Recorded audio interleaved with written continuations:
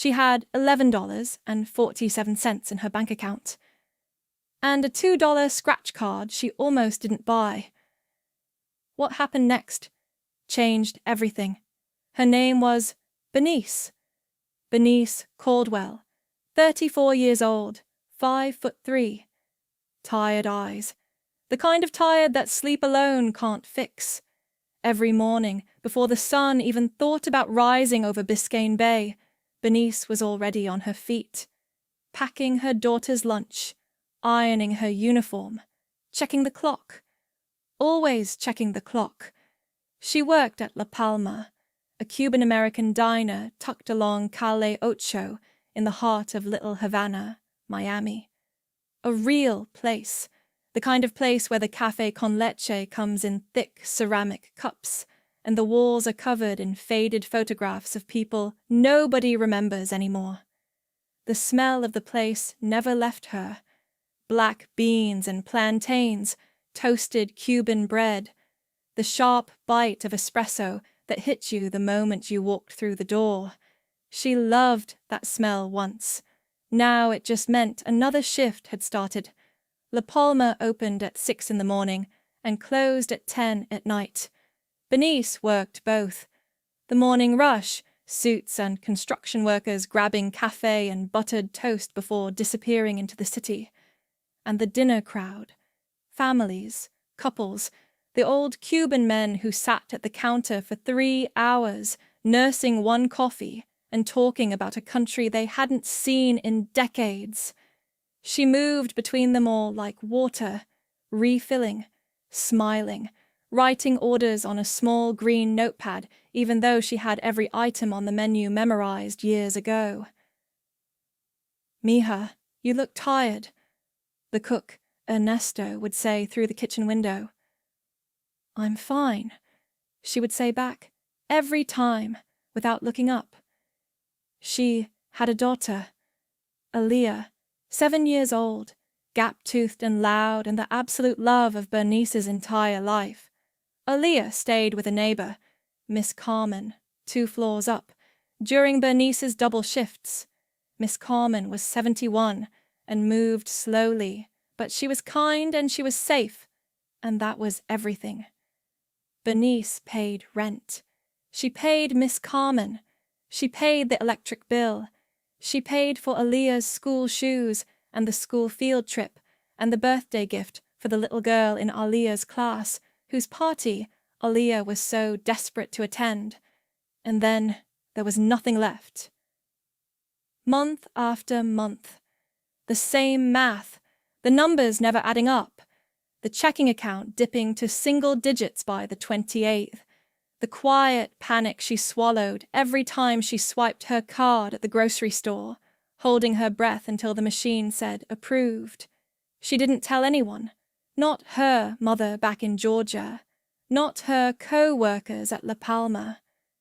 Bernice was the type of woman who carried her weight alone, not because she wanted to, but because she'd learned early that the world doesn't slow down just because you're struggling. She just kept moving. That's what she did. She just kept moving. It was a Tuesday in November. Not a remarkable Tuesday. Not the kind that announces itself. Just cold.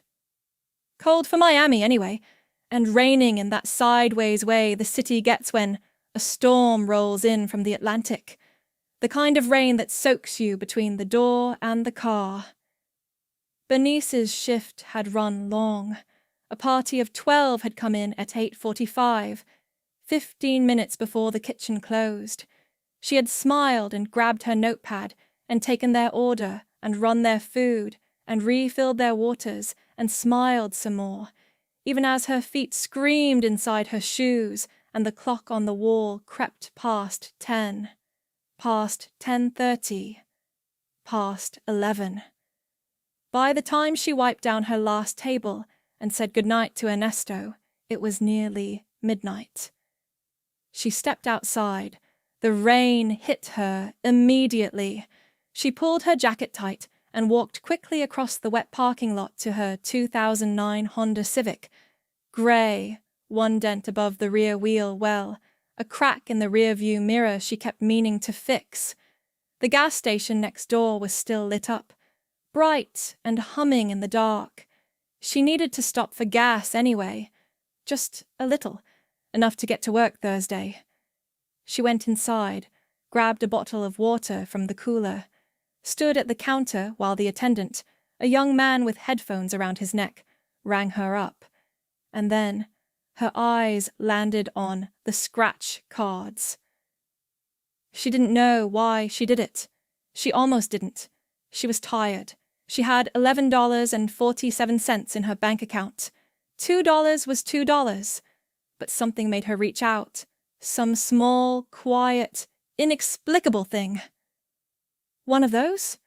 she said, pointing to the gold and red card. "Miami Millionaire. $2. She paid. She walked back to her car. She sat in the driver's seat with the rain drumming on the roof and the heater barely working and the scratch card sitting on the passenger seat like it was nothing. She almost drove away. She almost left it sitting there, told herself she'd do it later, forgot about it entirely. Instead, she opened her center console, found a quarter, old and worn, the kind that's been through 1,000 pockets. She picked up the card. She scratched the first box, 700,000. She stared at it. She scratched the second, 700,000. Her hands slowed. She scratched the third, 700,000. The instructions on the back said, "Match 3 amounts to win that prize." Bernice sat very still. The rain kept falling. The heater hummed. Somewhere out on Calle Ocho, a car horn blared in the distance. She read it again. And again. And then, slowly, like something breaking open inside her chest, she started to cry. Not the sharp, sudden kind of crying. The deep kind. The kind that comes from somewhere you've been holding closed for years. Her shoulders shook. Her breath came in long, jagged waves. She pressed one hand over her mouth and held the scratch card against her heart with the other. $1.2 million for a $2 card in a gas station parking lot on a Tuesday in the rain. She sat there for 23 minutes before she could drive. Now, here's what the movies always get wrong about stories like Bernice's. They show the confetti, the champagne, the moment of winning, and then they cut to the mansion and the sports car and the new life, neat and tidy, like transformation is something that happens overnight. Real life is slower than that, and more beautiful. Bernice did not quit her job the next day. She went to work Thursday, and the Thursday after that. She talked to a lawyer first, then a financial advisor, something she had never done before, something that made her feel like she was playing a role that didn't belong to her. She took her time. She was careful. She had spent her whole life being careful about money. She wasn't going to stop now just because there was more of it. But 6 months later, Bernice's life looked different. Not louder. Quieter, actually. The good kind of quiet. She moved. Not to a mansion, to a 3-bedroom house in Kendall. Nothing fancy, just solid, with a small backyard where Aaliyah could run, and a kitchen with enough counter space for Bernice to actually cook. She bought it. Her name on the deed. Her name. She paid off her mother's medical debt. All of it. $15,000 that had been hanging over the family like a cloud for 4 years. She sent the confirmation email to her mother on a Sunday evening and didn't tell her it was coming. Just waited. Her mother called 11 minutes later, crying too hard to speak. She set aside money for Aaliyah's college, a real account, with real numbers in it. She sat at the kitchen table and stared at the balance for a long time after she opened it. Aaliyah asked why she was smiling. Because, Bernice said, you're going to have choices, baby, all kinds of choices. She still went to La Palma sometimes, not to work. She had left, gently and gratefully, with a card signed by everyone, and a pan of Ernesto's rice pudding pressed into her hands on her last day.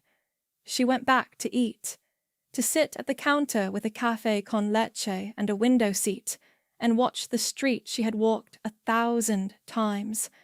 Little Havana looked the same murals on the walls, the same old men playing dominoes outside, the same smell of black beans and music drifting from somewhere you could never quite find. But Bernice looked different. Not her clothes, her face. The tide had lifted, not completely. She was still a single mother, still learning, still figuring things out one day at a time. But the specific weight of that particular kind of exhaustion, the bone-deep fear of what if the car breaks down, what if Aulia gets sick, what if I can't make rent, that weight was gone. She could breathe. For the first time in years, she could just breathe. I'm not telling you this story to make you go buy a scratch card. I'm telling you because of what Bernice said when someone asked her, months later, if she had any advice for people going through hard times. She thought about it for a long moment, and then she said, I spent so many years convinced that the struggle was just my life, that this was just how it was going to be, forever. And it wasn't that I gave up hope. I just forgot it was even an option. I was so busy surviving that I stopped believing anything could actually change. But something did change, and I want people to know. You don't stop being a person just because things are hard. You don't stop deserving good things. The weight you carry every day, that exhaustion, that fear, it doesn't mean you've failed. It means you've been showing up every single day. And that matters. Bernice didn't win because she was lucky. She won because she was still there, still showing up, still buying the coffee, still packing the lunches, still smiling at the customers at 10 p.m. when her feet ached and her bank account was empty and no one would have blamed her for giving up. She was still there. And so are you. Whatever you're carrying right now, whatever Tuesday you're in the middle of, don't stop. You never know what's waiting on the other side of the storm.